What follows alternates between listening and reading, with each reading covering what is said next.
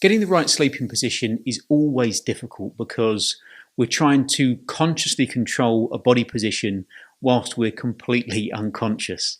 Therefore, it's always going to be a tricky task. The position that's most troublesome are the front sleepers. In this position, the lumbar spine will be relatively extended, putting extra pressure on those facet joints. And the neck will be cranked around to around 90 degrees of rotation, which again will be putting prolonged stress on the neck. The problem is, if you slept like this since you were maybe 3 months old, it's a very, very tricky thing to change. The best we can do, in all honesty, is to try and modify the position as much as possible whilst allowing the best night's sleep that we can get. If you've seen our video on facet joints and the process of degenerative change, then the link's up in the top of the screen there, and you'll know that extension of the facet joints causes compression and potentially aggravate symptoms, and flexion will potentially decompress the joint, therefore reducing symptoms and aggravation. We can use this information to help us modify the sleeping position.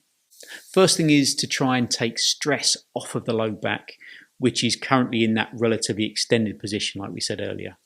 We can do this by placing a pillow or maybe even a small towel or blanket underneath the front of the pelvis, and this takes the stress off the low back by putting us into a slightly more neutral position.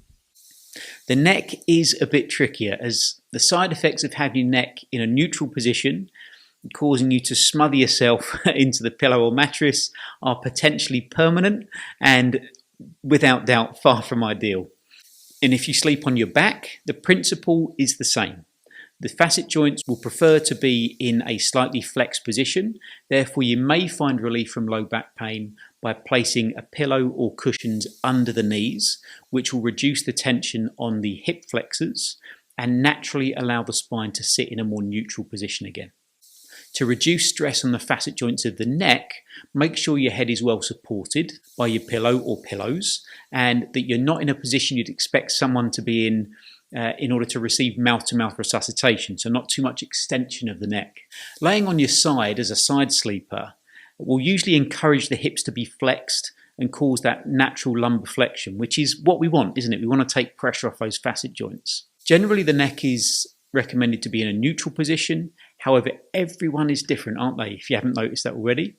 Therefore, if you have a facet joint problem, and let's say it's on the left side of your neck, and you're a side sleeper who prefers to sleep on your right side, you might get more relief from using a thinner pillow that actually allows your head to drop into a relatively right laterally flexed position, so that decompresses the joints on that left-hand side of your neck. But of course, if you had that left-sided problem but you sleep on your left side, you might want an extra pillow in order to decompress those facet joints.